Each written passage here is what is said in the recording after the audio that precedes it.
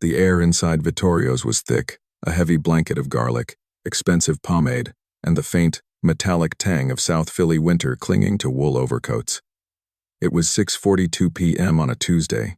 In this part of the city, Tuesday nights were for the inner circle. The lighting was a low, amber glow that turned the red wine in the glasses to the color of dried blood. Dominic Valli sat in the corner booth, the one with the high leather back that shielded him from the drafts of the front door. He was 42 years old, but in this light, the deep lines around his eyes looked like canyons carved by a lifetime of looking for shadows. Across from him sat his 7-year-old son, Nicky. The boy was the only thing in the room that didn't look like it was part of a funeral procession. Nicky was focused, his small hands navigating a mountain of fettuccine alfredo with the kind of pure, unburdened joy that Dom hadn't felt since the mid-70s. And then there was Elena. She sat to Nicky's right, her back perfectly straight, her hands folded neatly on the white linen tablecloth. Her nails were a sharp, clinical red. She hadn't touched her Pinot Grigio. She hadn't even looked at the menu. She just watched Nicky eat, her eyes two cold, unreadable stones. "Slow down, champ," Dom said, his voice a low gravel rasp.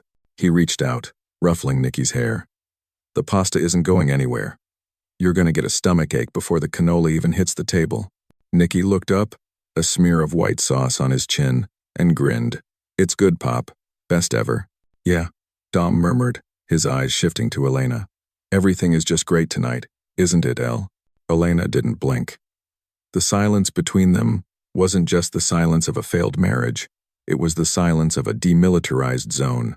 Outside, the muffled sound of a SEPTA bus screeched on the wet asphalt of Broad Street. Inside, the soft, crooning voice of Jerry Vale drifted from the speakers, singing about a love that didn't exist in this neighborhood. A waitress approached. She was young, maybe 21, with a frayed apron and eyes that had seen too many men with guns tucked into their waistbands. She carried a fresh basket of bread, but as she got closer, her pace faltered. She wasn't looking at Dom. She was looking at Nicky's plate. Specifically, she was looking at the small, crystalline dusting of white powder that had settled into the crevices of the fettuccine, something that looked like salt but didn't catch the light the same way. The waitress's breath hitched. It was a small sound, but in Dom's world, a hitch in breath was as loud as a gunshot. Dom's hand moved instinctively toward the lapel of his charcoal overcoat. He didn't draw yet. He just waited. He watched the waitress's eyes dart from the plate to Elena, and then to Dom. Her face went the color of ash. "Sir," she whispered, her voice trembling so hard the breadbasket rattled. "What is it, sweetheart?" Dom asked, his tone dropping an octave. The air in the room suddenly felt 20 degrees colder. Nicky lifted another forkful of pasta toward his mouth. He was 3 inches away from the first bite of the rest of his life. "Don't." The scream ripped through the quiet dignity of Vittorio's like a jagged blade. The waitress didn't just speak. She lunged. She slapped the fork out of Nicky's hand.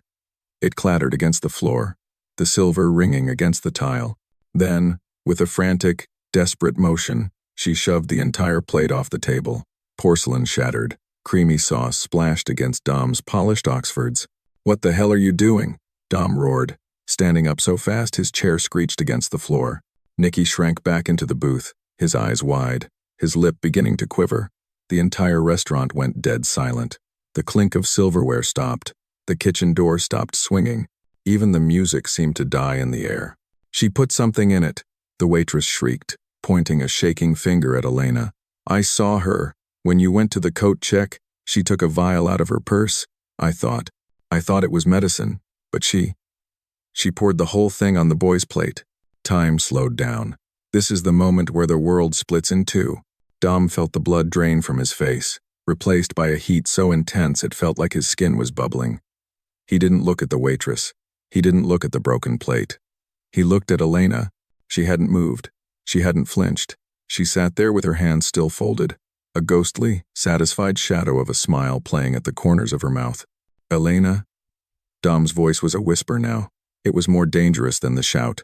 "He was never yours, Dominic," she said softly. Her voice was calm, devoid of the panic that should have been there. "He was always a bargaining chip. And your side of the table just went bust." Dom didn't hesitate. The 1911 Colt was out of his holster, and leveled at her forehead before the waitress could even take her next breath. The hammer clicked back a sharp, mechanical clack that signaled the end of any hope for a peaceful resolution. Nicky began to choke. Not from the food, he hadn't swallowed it, but from the sheer, suffocating terror of the scene. He clutched his throat, his breath coming in ragged, panicked gasps. "Nicky? Nicky, look at me!" Dom shouted, his peripheral vision narrowing until all he could see was the front sight of his pistol and the cold, blue eyes of the woman he used to sleep next to. Elena leaned forward, the barrel of the gun inches from her skin. "Go ahead, Dom. Do it in front of him. Let him see what you really are before he closes his eyes for good. You think I'd be stupid enough to use something that needs to be swallowed?" Dom's heart hammered against his ribs like a trapped animal. He looked down at his son. Nicky's face was turning a haunting shade of blue. The boy hadn't eaten the pasta, but he had breathed in the fumes of whatever chemical reaction was happening in that sauce. The waitress was screaming for an ambulance. The patrons were diving under tables, but Dom Valli was frozen in the center of the storm. He had a choice: pull the trigger and settle the score, or drop the weapon and try to save the only piece of his soul he had left. "Who gave it to you?" Dom hissed, the gun shaking slightly. "Who gave you the nerve to touch my blood?" Elena just stared at him, her silence, a confession, and a death warrant, all at once. This is the city of brotherly love, but in the shadows of South Philly, love is the first thing that gets you killed. Before we reveal who pulled the strings behind this betrayal, like this video if you respect the code of silence, and subscribe to Noir episodes for the full, uncut truth. To understand why a mother would sit across from her only child and watch him gasp for air, you have to understand Philadelphia in 1984. This wasn't the polished, tourist-friendly version of the city you see on postcards today. This was a city of hard borders and jagged edges, a place where the city of brotherly love was a joke told over shots of cheap whiskey in wood-paneled basements. The air in Philly that year smelled like wood smoke, diesel, and the rot of a dying industrial era. It was a transition year, a pivot point, where the old world was being dragged behind the shed and put out of its misery by a new, more vicious breed of animal. 4 years earlier, the city's underworld had been decapitated. Angelo Bruno, the gentle Don who had ruled for 2 decades with a philosophy of live and let live, had been blown away by a shotgun blast while sitting in his car outside his home at 10th and Snyder. With Bruno gone, the era of negotiation ended. The era of the psychopath had begun. By 84, Nicky Scarfo, a man who stood 5'5" but cast a shadow that covered the entire tri-state area, was turning the streets into a slaughterhouse. Under Scarfo, you didn't just pay tribute, you paid in blood. If he didn't like the way you looked at him, you vanished. If he thought you were holding out, your family vanished. The code of silence was being replaced by the rule of paranoia. In the middle of this crimson tide stood Dominic Valli. Dom wasn't a made man in the traditional sense of the Scarfo era. He was something more complicated. He was a legacy. His father had walked the docks with Bruno, and Dom had inherited the South Philadelphia piers. To the longshoreman, he was the Prince of Delaware Avenue. He was the man who ensured that if a crate of fine Italian leather fell off a ship, it landed in the right hands. He settled labor disputes with a heavy hand and a fair tongue. But Dom was an island in a sea of changing tides. 1984 was the heart of the Reagan era. While the morning in America, commercials played on grainy television sets in the suburbs, Philadelphia was a pressure cooker. The racial tensions were at a boiling point. The Italian market on 9th Street was a fortress of old-world tradition, where grandmothers in black dresses bargained over provolone and broccoli rabe, while just blocks away, the neighborhood boundaries were enforced with baseball bats. The city was still reeling from the psychological scars of the Rizzo era, and the police department was locked in a cold war with the residents. Mayor Wilson Goode was in office, and the tension with the MOVE organization was simmering toward the tragic explosion that would happen just a year later. You could feel it in the humidity, a sense that the city was about to burst at the seams. And then there was the white cloud. While Dom Valli kept his business centered on the docks, the traditional racket's numbers, protection, and cargo were being eclipsed by the crack cocaine epidemic. The money was intoxicating, a siren song that was luring the younger generation of the mob away from the old rules. "It's poison, Dom," his consigliere, an old-timer named Pop Salvi, had warned him during a walk through FDR Park earlier that spring. The Italians, the Irish, the Greeks, they're all jumping into the tub with the devil. Once you start selling that smoke, the feds don't just want your money, they want your soul. And the RICO Act? That's the noose they're braiding for all of us. Dom had listened, adjusted the collar of his camel hair coat, and spat into the grass. I don't sell to kids, Pop. I don't sell to mothers. My father told me. If you can't look at your own son without feeling like a hypocrite, you aren't a man. You're just a vulture. This refusal to touch the drug trade was what made Dom a force of nature, but it also made him a target. In the 1,980 seconds, morality in the underworld was seen as a weakness, a luxury that no one could afford. To see Dom Valli in his prime was to see a man who moved with the gravitational pull of a planet. There is a story, the kind of story they still whisper about in the social clubs on Passyunk Avenue, about the time a group of young Turks from the north side tried to move a shipment of Colombian flake through Dom's piers. They had arrived at Pier 40 Inches, 2 black Lincolns, 4 kids in tracksuits with gold chains thick enough to anchor a boat. They thought they could intimidate the dock boss with their new money arrogance and their shiny Uzi submachine guns. Dom had met them alone. He didn't bring his crew. He didn't even bring a gun he was willing to show. He stood at the edge of the pier, the gray waters of the Delaware River churning behind him, the smell of salt and rust filling the air. "You're in the wrong zip code, boys," Dom said, his voice barely audible over the cry of the gulls. The leader of the pack, a kid no older than 24 named Joey the Kid Gallo, no relation to the New York legend, stepped forward. "Times are changing, Valli. The old man in the White House says it's all about the free market. We got a market, and your pier is the gateway. Take your cut and go back to your pasta, or we'll find a boss who likes money more than memories." Dom didn't shout. He didn't even change his expression. He simply walked up to Joey, who was holding an Uzi at his side. Dom was a head taller, his shoulders broad from years of actually lifting crates before he owned the men who lifted them. "You know what happens to garbage that sits on my dock too long, Joey?" Dom asked. Before Joey could answer, Dom's hand shot out with the speed of a viper. He didn't go for the gun. He grabbed Joey by the throat and lifted him off the ground. The sheer, raw strength was terrifying. The other 3 kids raised their weapons, but they froze. They saw something in Dom's eyes that wasn't anger, it was an absolute lack of fear. It was the look of a man who had already decided they were dead. "It gets compacted," Dom whispered into Joey's ear, as the kid's face turned purple. "I don't care who you work for. I don't care how much snow you got in those trunks. You bring that filth back to my piers, and I won't just kill you. I'll make sure your mothers are the ones who have to identify what's left of you in the harbor." He dropped the kid like a sack of flour. The young Turks scrambled back into their Lincolns and peeled out, leaving a cloud of burnt rubber and wounded pride behind them. Dom didn't even watch them leave. He just turned back to the river, checked his gold Rolex, and went back to work. But while Dom was a lion on the docks, his home life was a crumbling ruins.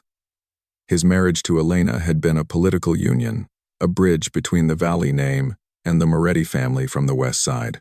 The Morettis were different. They were cold. They were ambitious. They saw the Scarfo era not as a tragedy, but as an opportunity.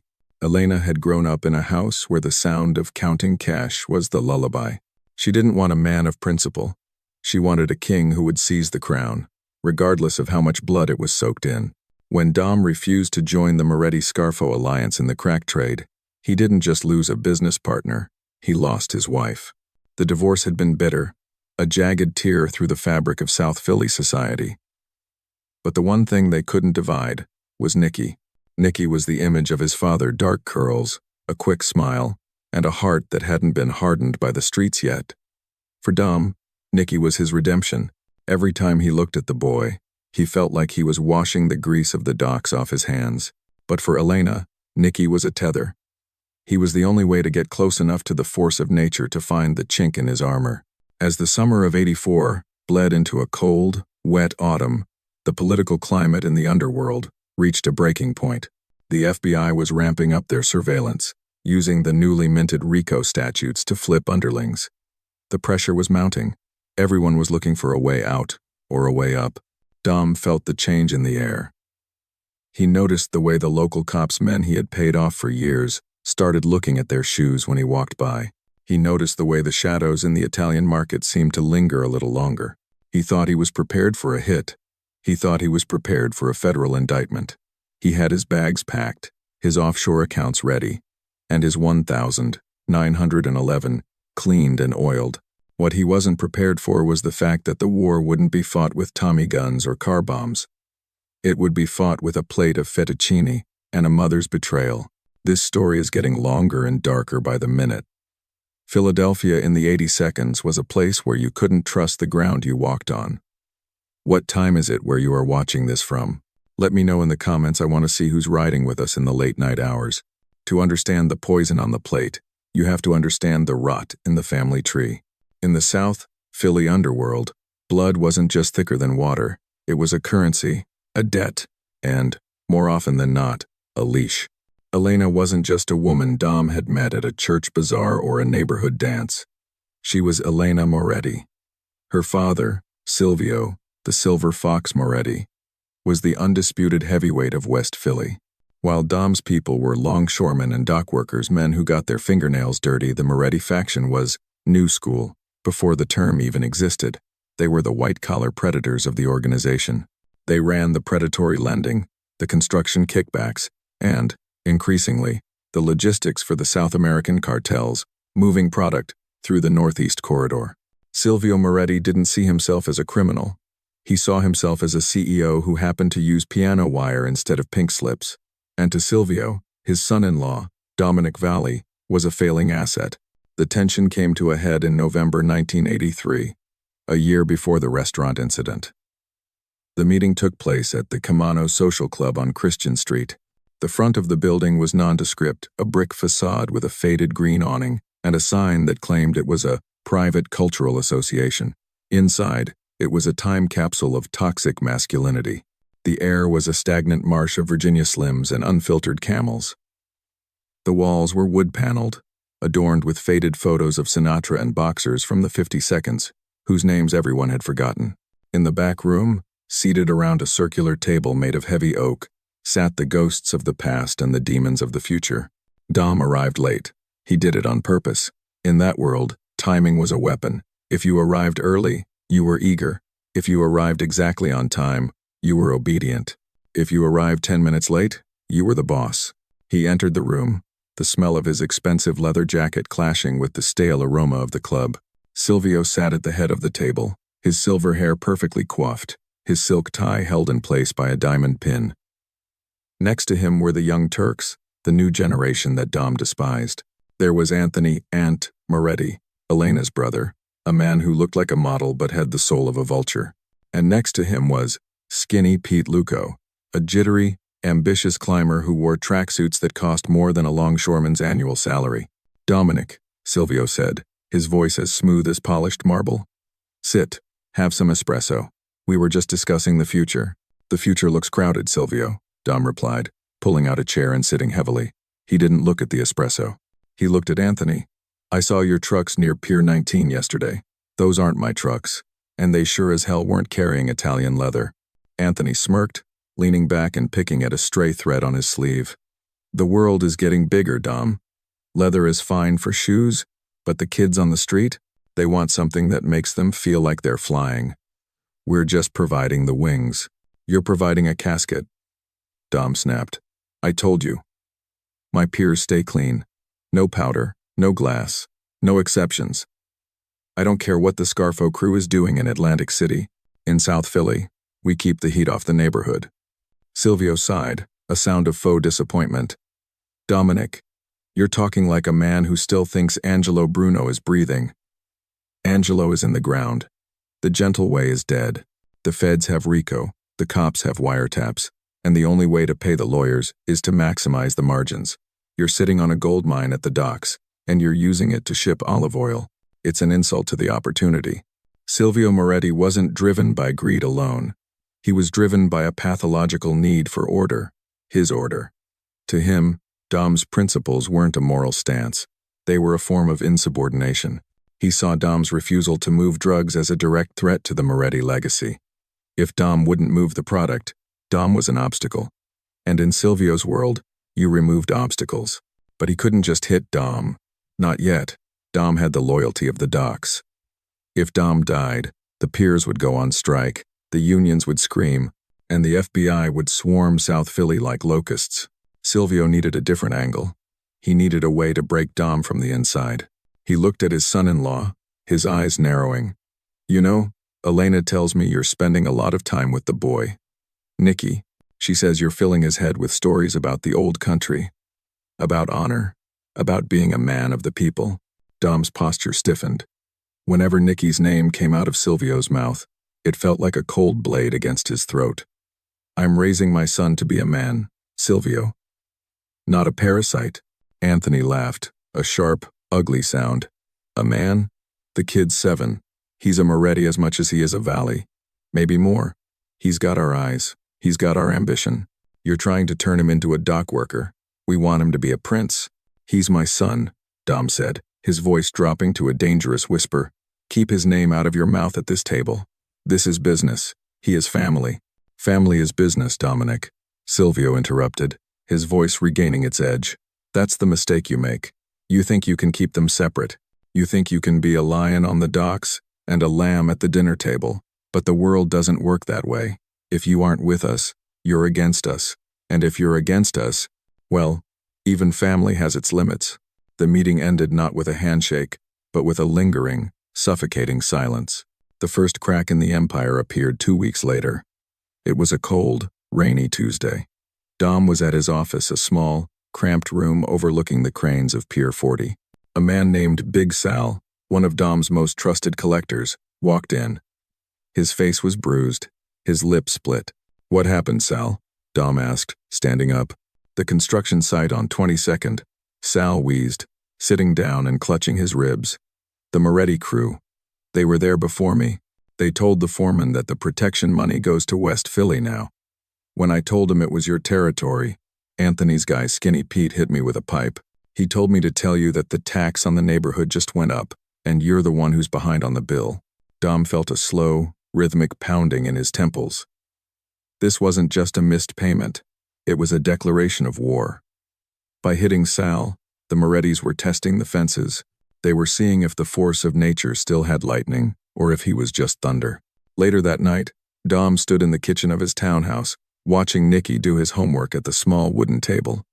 The boy was chewing on his pencil, frowning at a math problem. Elena walked in, the scent of her expensive perfume filling the room. She looked at Dom, then at the boy, and then back to Dom. There was no warmth in her gaze. There was only a cold, calculating assessment. My father is losing patience, Dominic, she said, her voice low, so Nicky wouldn't hear. Your father should worry about his own backyard, Dom replied, not looking at her. He's worried about mine, she countered. He sees you falling behind. He sees the way the streets are moving. He doesn't want Nicky to grow up in the shadow of a man who's being hunted by his own kind. I'm not being hunted, Dom said, finally turning to face her. Not yet, Elena whispered. But the wind is shifting, Dom. You're standing on the tracks, and the train is coming. If you won't move for yourself, move for the boy. Give my father the access he wants. Let the trucks through the pier. It's just powder, Dom. It's just money. Dom walked over to her, his shadow towering over her in the dim light of the kitchen. He leaned in close, the smell of his stress and his strength overwhelming her perfume. It's not just anything, Elena. It's the end of everything we are. If I let that filth onto my docks, I'm no better than the junkies in the alleys. I won't do it. Not for your father, not for the money, and especially not for you. Elena didn't blink. She didn't argue. She just looked at Nicky, a strange, haunting expression crossing her face, a mix of pity and resolve. Then you've made your choice, she said softly. Just remember, Dominic, when the bill comes due, don't say I didn't warn you. She turned and walked out of the room, leaving Dom alone with his son, and the growing realization that the enemy wasn't just at the gates, she was already inside the house. The weeks following the confrontation at the social club felt like the city was holding its breath. For Dominic Valli, Philadelphia began to shrink. The broad avenues of South Philly, once his personal kingdom, started to feel like the narrow, suffocating corridors of a labyrinth. It started with the silence. In the life, silence is rarely peaceful. It's a tactical choice. Dom noticed it first at the Pen and Pencil, a late-night haunt for the city's movers and shakers. Usually, when Dom walked in, the air would fill with the chorus of, "Hey Dom," and "How's the docks, Valley?" But by mid-October, the chorus had faded to a low, discordant hum. Men who owed their livelihoods to his signatures suddenly found the lint on their lapels fascinating. The bartenders, usually quick with a glass of Macallan 12 and a light for his cigar, were suddenly very busy at the other end of the mahogany bar. It was the ghosting, the underworld's way of marking a man for the ledger. You aren't dead yet, but you've already been erased from the future. Dom's paranoia wasn't a frantic, sweating thing. It was cold and disciplined. He was a man of patterns, and he began to see the anomalies in the static of the city. He knew the G-men. He knew the faded tan Buicks and the navy blue Plymouth Furies the FBI used for surveillance. He knew their faces, men like Agent Miller, who had a mustache that looked like a dead caterpillar and always smelled like cheap coffee. Dom didn't mind the feds. The feds were a known quantity. They wanted to put him in a cage, but they played by a set of rules that included courtrooms and due process. But then there was the third car. It was a black Cadillac Seville with tinted windows and Delaware plates. It didn't follow him with the clumsy distance of the FBI. It hovered like a vulture. It appeared in the rearview mirror when he left the docks at 2 a.m. It was parked 2 blocks away from Nikki's school, in Girard Estate.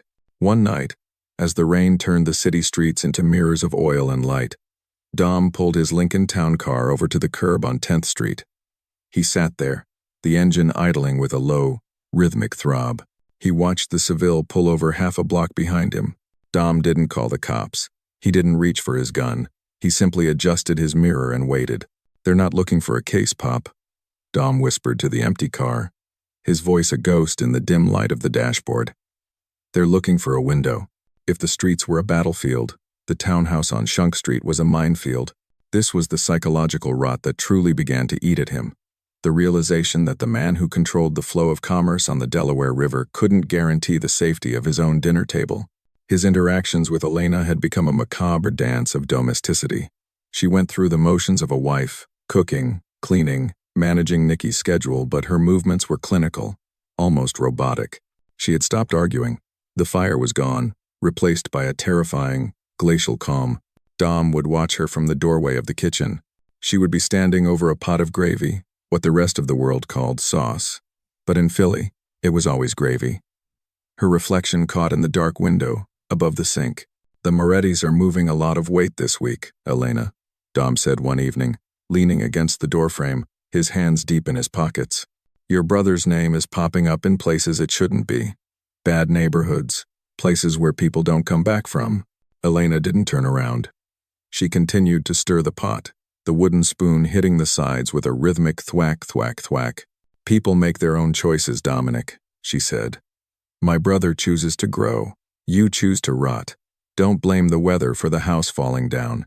"Is that what this is? Growth?" Dom stepped into the kitchen.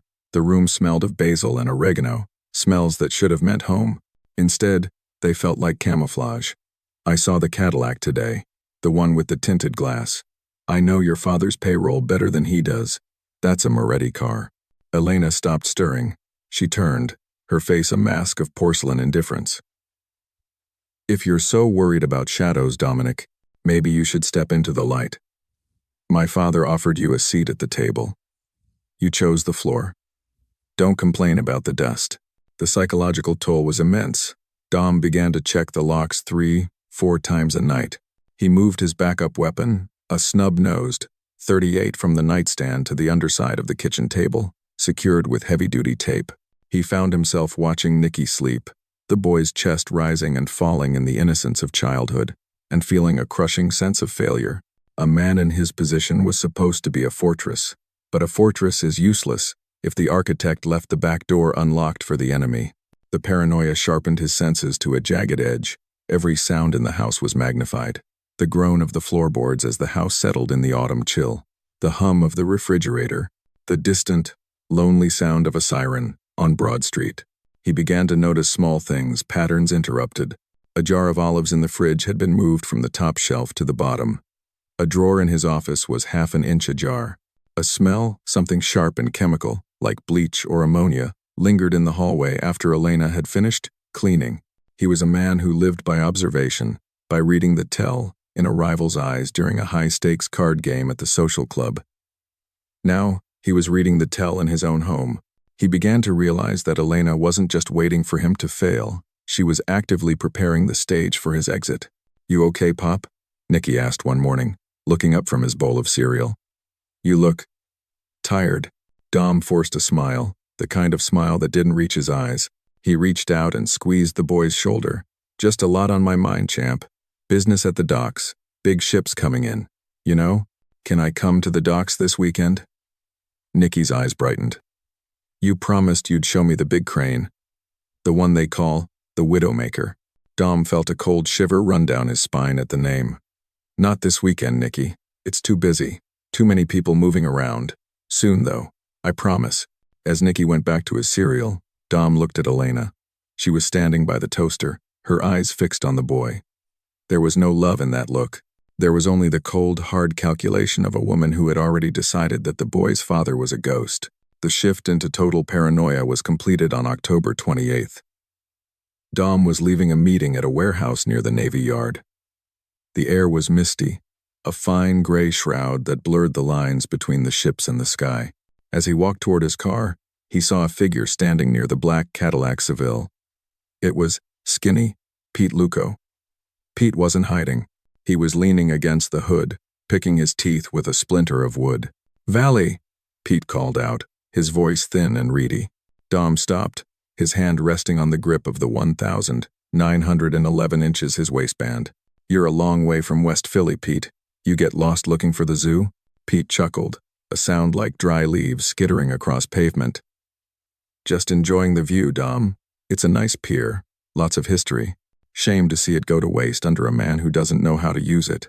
The fox says hello, by the way. He says he hopes you're enjoying your dinners. Family time is important, right?" Pete got into the Cadillac and drove away, leaving Dom standing in the mist. The message was clear. They weren't coming for him at the docks. They weren't going to hit him in an alley or blow up his car. They were going to hit him where he was most vulnerable. They were going to turn his sanctuary into a slaughterhouse. Dom stood there for a long time, the smell of the river and the diesel fuel filling his lungs. He realized then that his stoic discipline, his refusal to panic, was his only weapon left. He wouldn't run.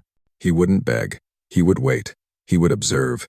And when the trap finally snapped shut, he would make sure he wasn't the only one caught in the teeth. He drove home that night, not to his wife, but to the enemy he shared a bed with. He walked into the house, hung up his coat, and went straight to the kitchen. He looked at the pot of gravy simmering on the stove, the red sauce bubbling like a slow-motion eruption. He didn't eat. He just watched the steam rise, thinking about the waitress's scream that was still a month away in the future. This story is long and dark, and the shadows in Philly are only getting deeper. What time is it where you are watching this from? Are you the kind of person who sees the shadow in the mirror before it moves? Let me know in the comments. To the world, the Morettis were pillars of the community. Silvio, the silver fox, donated to the Catholic charities, and Elena was the picture of the dutiful, if estranged, wife of a local businessman. But inside the belly of a midnight blue 1984 Cadillac Fleetwood Brougham, the air was different. It didn't smell like incense or roses. It smelled of stale menthol and a cold, clinical ambition that had no room for the softness of blood. The car was parked in a desolate stretch of the Fairmount Park shadows, far from the prying eyes of the 1st District patrol cars. Inside, the dome light remained off. The only illumination came from the glowing orange tips of cigarettes and the occasional sweep of headlights from a distant car on Kelly Drive. Seated in the back with Elena was a man known only as the Professor. He wasn't a mobster in the traditional sense. He didn't wear tracksuits or carry a snub nose. He was a disgraced toxicologist who had found a much more lucrative career path in the service of the Moretti family. On his lap sat a small, leather-bound briefcase. "It's not a blunt instrument, Elena," the professor said, his voice a dry wheeze. "Think of it more as a temporary paralysis of the spirit, a synthetic derivative of a respiratory suppressant. In a grown man, it's a bad flu. In a 7-year-old, tell me exactly what it does," Elena interrupted. Her voice was flat, devoid of the maternal tremor most mothers would have when discussing their child's potential collapse. She was staring out the window at the dark silhouette of the trees. Within 5 minutes of inhalation or ingestion, the bronchial tubes begin to constrict, the professor explained, clicking open the briefcase to reveal several small, amber vials nestled in foam. The heart rate spikes, then drops. To a bystander or a frantic father, it looks like a fatal anaphylactic shock. It looks like the boy is dying in front of his eyes. Elena finally turned to look at the vials. But he won't, you're sure? If he gets to Street Agnes within 40 minutes? No, he'll be fine. He'll have some scarring in the lungs, perhaps a lifelong sensitivity to cold air, but he'll breathe. The point isn't to bury the boy, Elena. The point is to bury Dominic's resolve. The front door of the Cadillac opened, and Silvio Moretti slid into the passenger seat. The car rocked slightly under his weight. He didn't turn around to look at his daughter. He simply stared at the dashboard, his profile etched in the dim light like a Roman coin. "Is it ready?" Silvio asked. "It's ready, Silvio," the professor replied. Silvio exhaled a cloud of smoke. Dominic is a stubborn man. He thinks he's playing a game of chess from 1,950. He thinks as long as he says no to the drugs, the world will stop spinning. But the Colombians don't care about his principles. Scarfo doesn't care about his principles. If we don't get those piers open by the 1st of the month, the organization is going to eat itself.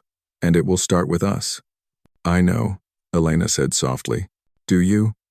Silvio turned his head slightly, his eyes catching a glint of light. "This is your son we're talking about, Elena, my grandson. But Dominic has tied our hands. He won't move for money. He won't move for threats to his own life. He thinks he's a martyr. But every martyr has a breaking point. When he sees Nikki turning blue, when he realizes that he can't protect the one thing he loves, he will surrender.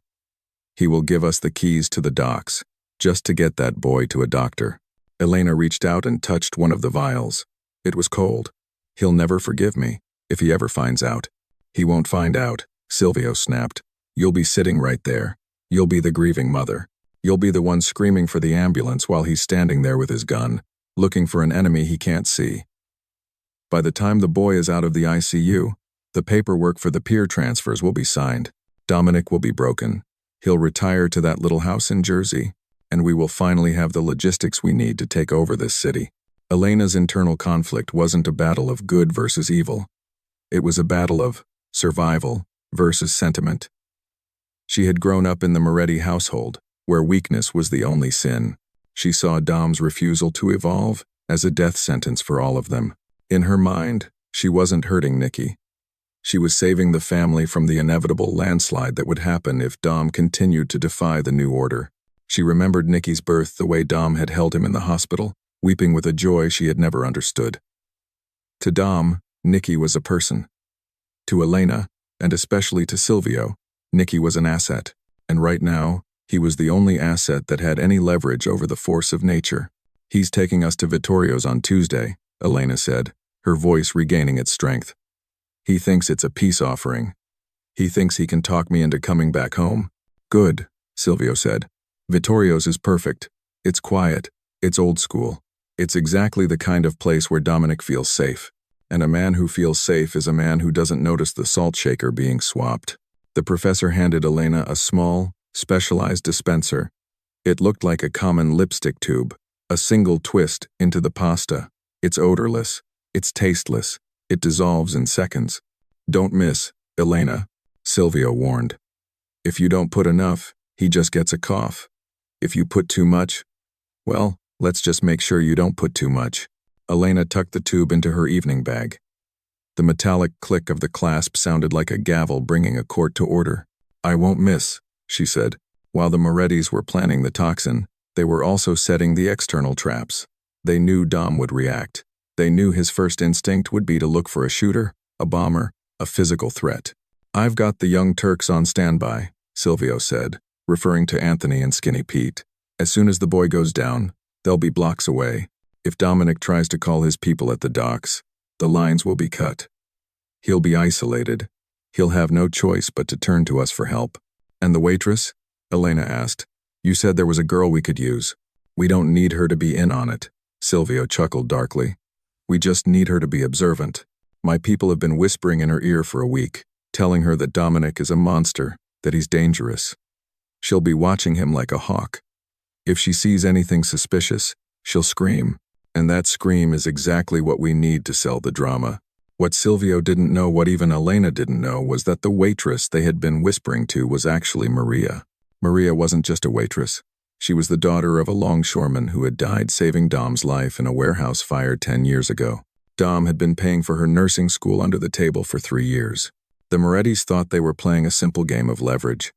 They didn't realize they were stepping into a web of loyalties that ran deeper than their greed. As the meeting in the Cadillac broke up, Silvio stepped out of the car. But Elena lingered for a moment. She looked at the professor. "How long does it take?" she asked. "From the first bite to the blue?" 90 seconds, the professor said, his eyes devoid of any empathy. "It's very efficient. He'll feel like he's drowning in the air. It's quite terrifying to witness, I'm told." Elena nodded, her face a mask of stone. She thought about Nicky's laugh. She thought about the way he always asked for a second helping of her gravy. She pushed those thoughts into a cold, dark corner of her mind. 90 seconds, she whispered to herself. She got out of the car and walked to her own vehicle, her heels clicking against the damp pavement of the park. She didn't look back at her father. She didn't look at the professor. She just drove home to the man she was about to destroy and the son she was about to sacrifice on the altar of the Moretti name. The trap was set. The toxin was in the bag. And as the rain began to fall over the Philadelphia skyline, the force of nature was sleeping in the next room, unaware that the most dangerous enemy he would ever face wasn't holding a gun, she was holding a menu. This story is unfolding like a nightmare in slow motion. We're moving toward the moment that changed everything. What time is it where you are watching this from? Are you still with us? Let me know in the comments. This is the point of no return. The time is 6:42 p.m. We are back inside the amber glow of Vittorio's. The air is heavy, the Jerry Vale track is looping, and the destiny of the Valley name is sitting on a white porcelain plate. To the casual observer, this was a family dinner. To the players involved, it was an execution. Dominic Valli is mid-sentence, his voice a low hum. Elena is the picture of stillness. Nicky, with the ravenous appetite of a growing boy, swirls his fork into the fettuccine. Earlier, while Dom was at the coat check, a 30-second window he'd left open, Elena had acted. She didn't shake a vial or tip a bottle. She had used the lipstick-shaped dispenser with a single, practiced twist over the steaming pasta. A fine, microscopic mist of the professor's toxin had settled. It didn't sit on top. It bonded with the fats in the cream sauce, disappearing instantly. It was a chemical ghost. Nicky lifts the fork. The sauce is thick, clinging to the pasta. This is where the clock stops. In the kitchen doorway, Maria, the waitress the Morettis thought they had manipulated, is standing frozen. For a week, Silvio's men had been feeding her lies, telling her Dom was going to eliminate his family tonight to start a new life in Florida. They wanted her to be a witness to Dom's supposed cruelty, but they didn't know Maria's father had died with Dom's name on his lips, and they didn't know Maria had spent the last hour watching Elena's reflection in the bar mirror. She hadn't seen the powder, but she had seen the movement, the way Elena's hand had hovered over the plate with a tension that didn't belong at a dinner table. Nicky's mouth opens. Maria moves. She doesn't run. She launches. She ignores the tray of bread in her hand, letting it clatter to the floor. "Don't!" The scream shatters the restaurant's carefully curated atmosphere.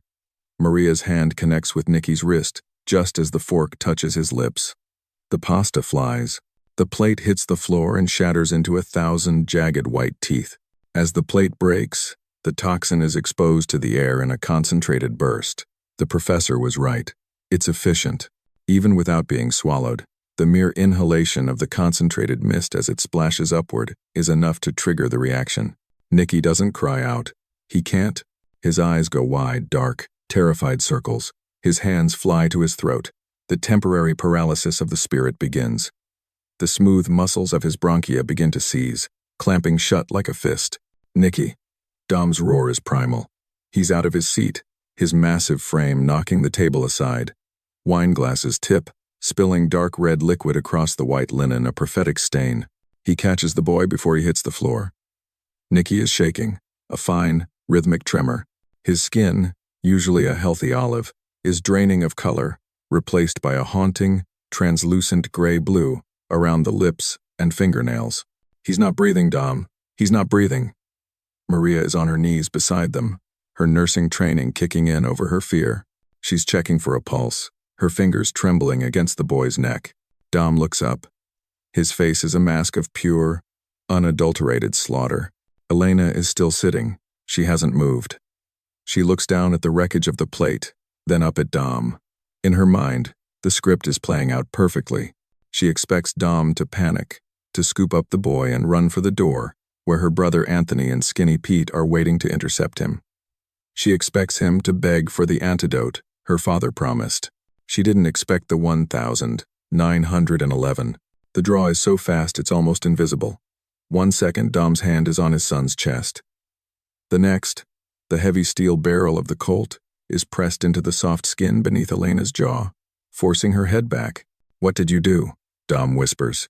The restaurant has gone into full-blown hysteria, patrons scrambling, chairs flipping, but in this 6-inch space between Dom and Elena, there is a vacuum of silence. "Dominic, he needs a doctor," Elena says, her voice strained against the metal. "Put the gun down and save your son. My father, he has the only people who can help him now. You used the boy?" Dom's voice isn't a shout. It's a vibrating, low-frequency growl that shakes the marrow of her bones. "You let them touch my son? It was the only way to make you listen." She hisses, her eyes finally showing a flicker of the terror she should have felt an hour ago. Outside, the squeal of tires signals the arrival of the young Turks. Anthony and Skinny Pete haven't waited for the signal. They heard the scream and the crash. They burst through the front door of Vittorio's, Uzis held low at their waists. "Valli, drop it," Anthony yells, his voice cracking with the adrenaline of a boy playing a man's game. Dom doesn't turn. He doesn't have to. He knows exactly where they are. He spent 20 years calculating angles. "Maria," Dom says, his eyes never leaving Elena's. "Take the boy. Get to the kitchen. There's a back exit to the alley. My driver, Tony the Tank, is in the black Lincoln. Tell him code red. He has the oxygen and the epi-kit in the trunk. Go." "But Dom, go." As Maria scoops Nikki's limp body into her arms and sprints toward the swinging kitchen doors, the restaurant erupts into violence. Anthony fires a burst into the ceiling, the plaster raining down like snow. "I said drop the gun, Dom. The kid is gone unless you talk to my father." Dom finally moves. He doesn't drop the gun. He uses Elena as a human shield, spinning her around and locking his arm across her throat. He looks at Anthony, his brother-in-law, the boy he once taught to fish in the Schuylkill. "Anthony," Dom says, his voice cutting through the chaos, "you brought a toy to a war. You think because you've got a fast car and a gold chain, you know how this ends? Your father just killed his own grandson. How do you think he's going to treat you when you fail to bring me in?" Skinny Pete, jittery and high on his own supply, shifts his weight. "We ain't failin', Dom. We're taking the docks tonight, with or without your signature." Pete raises the Uzi. Dom doesn't wait. He fires. The .45 caliber round is a hammer. It catches Skinny Pete square in the chest, the force of the impact throwing him backward through the plate glass window of Vittorio's. The glass shatters in a spectacular, glittering curtain, and Pete lands in a heap on the sidewalk of South Broad Street. Anthony freezes. The smell of gunpowder, sharp, sulfurous, and final, fills the room. Dom shoves Elena toward her brother. She stumbles, falling into the wine-soaked linen of another table. "Tell Silvio he's out of time," Dom says, his eyes glowing with a cold, predatory light. "And tell him if my son doesn't wake up, there won't be enough of the Moretti family left to fill a shoebox."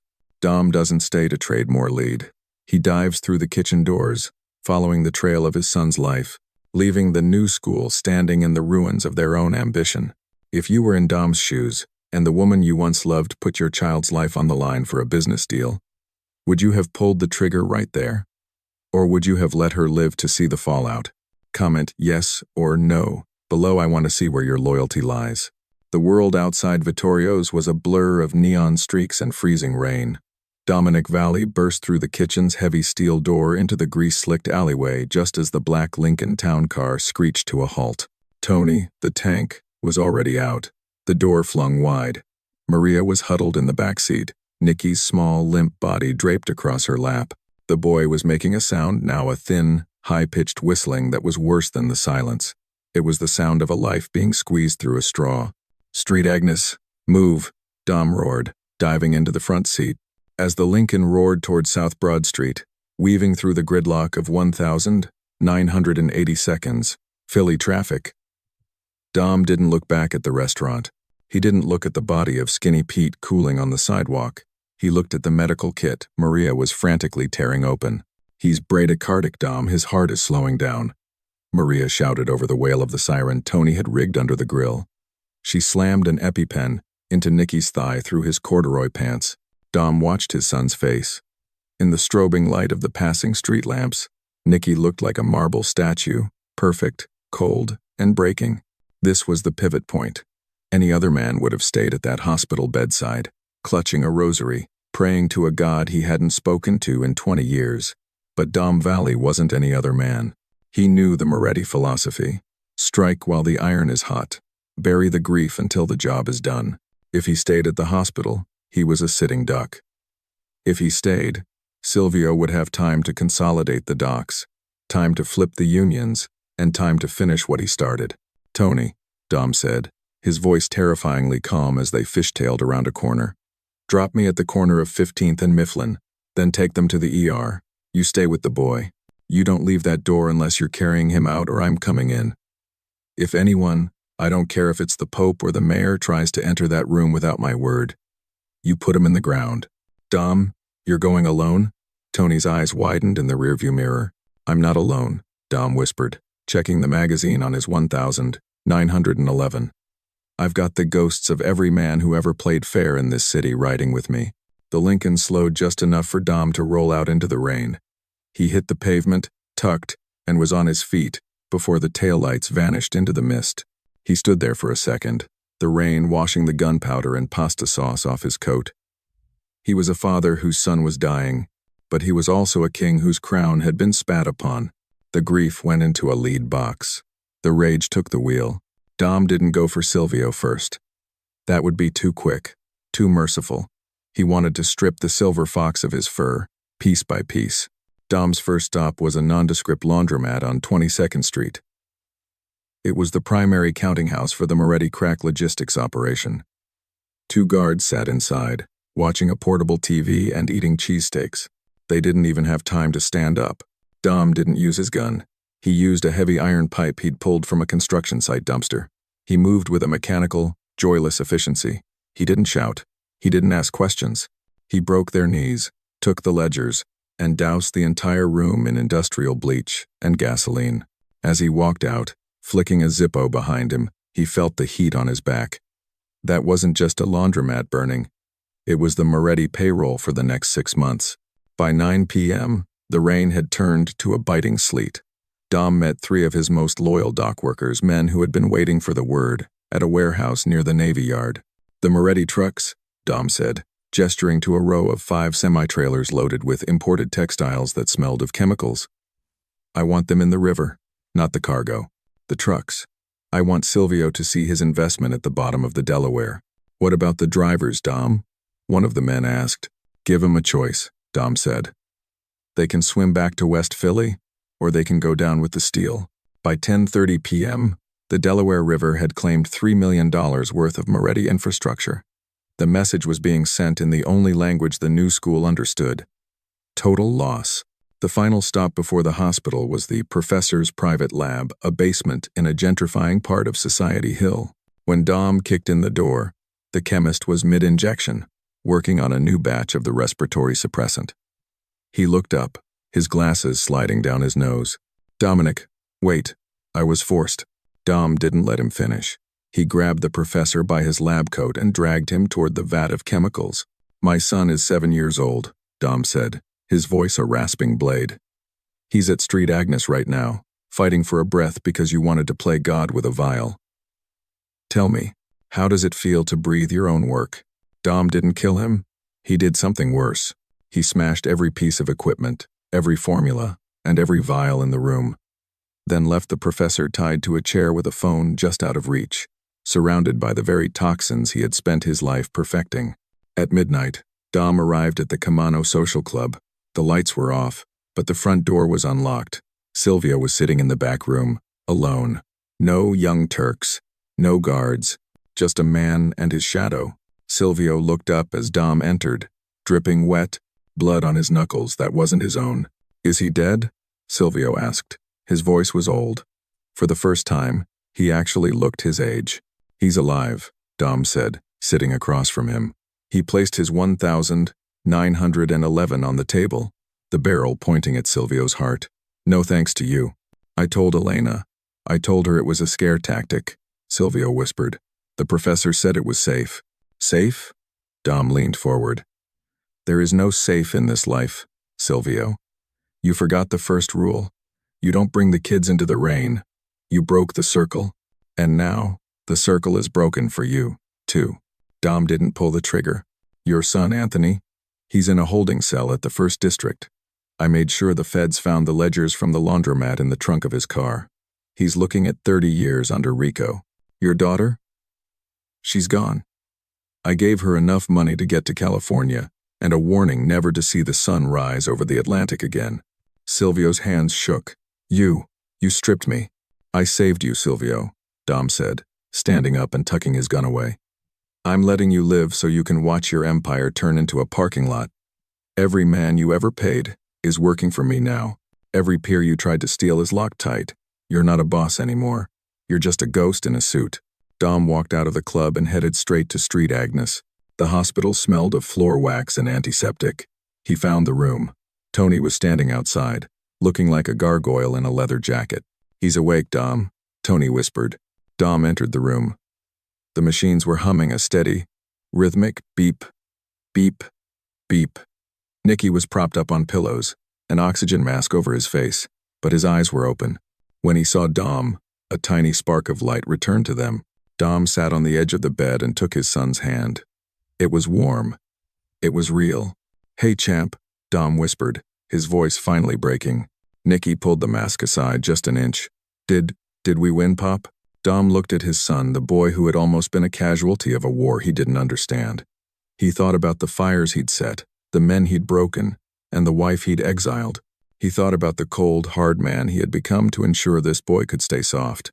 "Yeah, Nicky," Dom said, kissing the boy's forehead. "We won, but the price of the ticket just went up. If you were in his shoes, and your family tried to kill your child for a business deal, would you have been as merciful as Dom, or would you have ended the Moretti line right then and there? Comment, yes, if you'd take the life, or no, if you'd let them live with the shame." The night at Vittorio's didn't just end a marriage or a business rivalry. It acted as the final nail in the coffin of the old-world Philadelphia Mafia. In the years that followed 1984, the city of brotherly love transformed into a landscape of cold iron and federal indictments. The poisoned air incident became a dark folktale, whispered in the back corners of the remaining social clubs, a cautionary tale about what happens when greed finally chokes out the last bit of human instinct. Before that Tuesday in November, there were certain lines that even the most depraved street soldiers wouldn't cross. You didn't touch the wives, and you never, under any circumstances, brought the children into the line of fire. It was the unwritten code that allowed these men to walk into church on Sundays and look themselves in the mirror. But when the news trickled out about what the Morettis had done, how a mother had watched her son struggle for air to settle a territory dispute, the streets of South Philly lost their soul. The betrayal was so profound that it shattered the remaining loyalty within the ranks. If a man's own blood wasn't safe, then a handshake meant nothing. The Scarfo era continued to bleed the city dry, but the gentle Don philosophy that Dom Valli had tried to protect was officially extinct. The FBI used the chaos of the Valli-Moretti fallout to tighten the noose. The ledgers Dom had seized from the laundromat were the key. They provided the roadmap for the largest RICO sweep in Pennsylvania history. Silvio Moretti died in a federal medical center 3 years later. A man who owned nothing but a prison jumpsuit and the memory of a grandson who would never visit him. Dominic Valli remained the king of the docks for another decade, but he was a different man. The force of nature had become a force of winter. He was colder, quieter, and infinitely more efficient. He never remarried. He never sat with his back to a door again. He had learned the hardest lesson the streets have to offer. You can't be a part-time monster. To protect the things you love, you have to become the very thing that keeps the rest of the world awake at night. He managed the piers with a surgical precision that kept the drugs out, but he did it with a ruthlessness that left no room for negotiation. He was no longer a man of the people. He was a man apart from them. Fast forward to the present day. The grid of 1,984 has been polished away by gentrification. The old social clubs are now high-end coffee shops and yoga studios. The smell of diesel and garlic has been replaced by the scent of expensive lattes and rain-washed granite. An old man sits on a green park bench in Rittenhouse Square. He's in his 80s now, but his back is still straight, and his eyes, though clouded by age, still move with the rhythmic scan of a radar dish. He wears a charcoal overcoat that looks like it belongs to a different century. This is Dominic Valli. A few yards away, a man in his late 40s tall, with dark curls and a sharp, intelligent face, is playing with his own daughter near the fountain. That's Nicky. He's a lawyer now, a man of the law, far removed from the docks and the white cloud. He is the living proof that Dom's sacrifice wasn't in vain. Nicky has the life his father bought for him with 1,000 nights of paranoia. But watch closely. As Nicky laughs and lifts his daughter into the air, a car backfires on 18th Street, a sharp, mechanical crack that echoes off the surrounding brownstones. Nicky doesn't just flinch. He stops. His hand goes instinctively to his waist. His head snaps toward the sound, his eyes narrowing, his body coiling into a defensive crouch. For a split second, the polished lawyer is gone, and the son of the dock boss remains. Dom watches this from the bench. A faint, tragic smile touches his lips. He realized long ago that he saved Nicky's life.